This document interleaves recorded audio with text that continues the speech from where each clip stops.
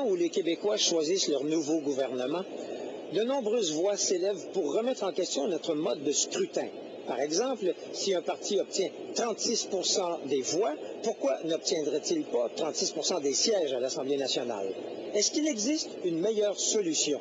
Cette question, elle nous avait été posée, entre autres, il y a 1 an et demi, à la veille des élections fédérales qui ont mené au gouvernement minoritaire que nous connaissons actuellement à Ottawa. Et les réponses que nous avons fournies à l'époque nous semblent encore aujourd'hui pertinentes pour comprendre les avantages et les inconvénients de notre mode de scrutin et des autres modes de scrutin. Je vous propose donc de revenir en arrière, en décembre 2005, alors que nous répondions à la question suivante. Pourquoi est-ce que tous les pays démocratiques dans le monde n'ont pas le même système de votation? C'est vrai qu'il y a de nombreux systèmes électoraux et on peut généralement les diviser en 2 grandes familles. Première famille, celle des modes de scrutin proportionnels et la deuxième, les modes de scrutin majoritaires.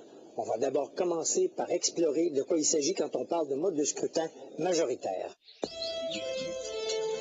Les modes de scrutin majoritaires s'appuient sur 2 principes, la stabilité du gouvernement et la simplicité de son fonctionnement. L'exemple du Canada illustre bien ces principes.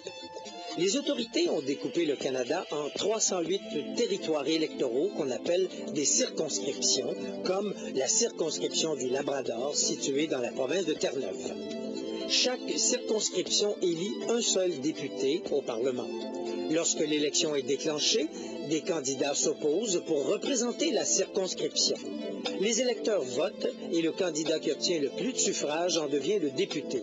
Il n'est donc pas nécessaire d'obtenir 50% plus 1, c'est-à-dire une majorité des suffrages pour être élu. Comme chaque circonscription n'élit qu'un représentant et qu'on ne vote qu'une seule fois pour l'élire, cette variante du mode de scrutin majoritaire s'appelle uninominal à un tour. En 2002, ces modes de scrutin étaient utilisés dans 12 pays, la plupart des anciennes colonies de l'Empire britannique. C'est le cas de l'Inde, des États-Unis et de l'Australie, qui sont parmi les démocraties les plus achevées ou les plus puissantes de la planète. Ces modes de scrutin ont aussi des désavantages. C'est qu'ils ne sont pas fondés en priorité sur le principe de représentativité. Ils peuvent donc produire des résultats non conformes à la volonté des citoyens. Par exemple, ce mode de scrutin peut favoriser l'élection de députés qui n'obtiennent pas une majorité des voix exprimées. Ça a été le cas en 2004 lors de l'élection générale fédérale au Canada. En Saskatchewan, un député a été élu avec à peine plus du quart des voix exprimées. D'ailleurs, plus de la moitié des députés élus lors de cette grande élection l'ont été avec moins de 50% des voix. Il arrive aussi qu'un parti qui obtient au total moins de votes qu'un autre fait quand même élire plus de députés. Cela s'est produit au Canada en 1979. Cette année-là, le Parti conservateur de Joe Clark a obtenu 36% des suffrages exprimés contre 40% pour le Parti libéral de Pierre Elliott Trudeau. Malgré ce désavantage numérique, les conservateurs ont élu à la Chambre des communes 22 députés de plus que le Parti libéral et ont formé le gouvernement. Plusieurs rejettent donc ce système. C'est le cas en France, où il existe de nombreux partis politiques. C'est donc difficile, au premier tour de scrutin, d'obtenir une majorité absolue. Donc, les Français ont adopté une variante du mode de scrutin majoritaire qu'on appelle uninominal à 2 tours.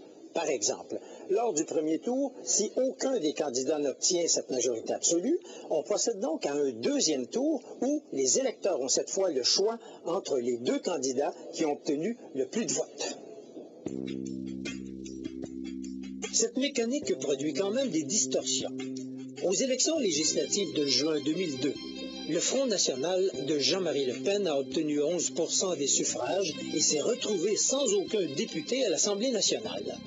Ces distorsions expliquent que plusieurs lorgnent du côté d'un système provenant d'une deuxième famille, les modes de scrutin proportionnels. Les systèmes de scrutin proportionnels sont fondés prioritairement sur le principe de la représentativité. Ils assurent à chaque parti politique une représentation au Parlement qui s'apparente au nombre de voix obtenues lors de l'élection. En 2002, 30 pays dans le monde avaient adopté ce système avec diverses mécaniques de fonctionnement. En Israël, par exemple, les 120 députés du Parlement sont élus grâce à la formule qu'on appelle proportionnelle intégrale. Ça veut dire que, par exemple, si un parti obtient 50% plus 1 des votes, il obtient automatiquement 50% plus 1 des députés. Ce système repose donc sur le respect total de la volonté des citoyens. Mais ce système a un prix. En Israël, les gouvernements sont très fragiles parce que les partis politiques doivent former des coalitions pour diriger le pays. Ces coalitions affichent souvent de graves désaccords qui font tomber les gouvernements et provoquent fréquemment des élections anticipées.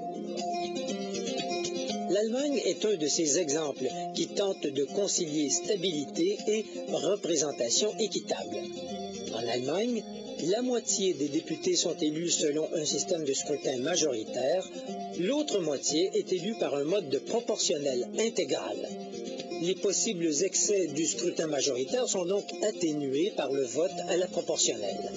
Ceci explique que les gouvernements formés en Allemagne depuis 1949 n'ont jamais eu de majorité écrasante au Parlement.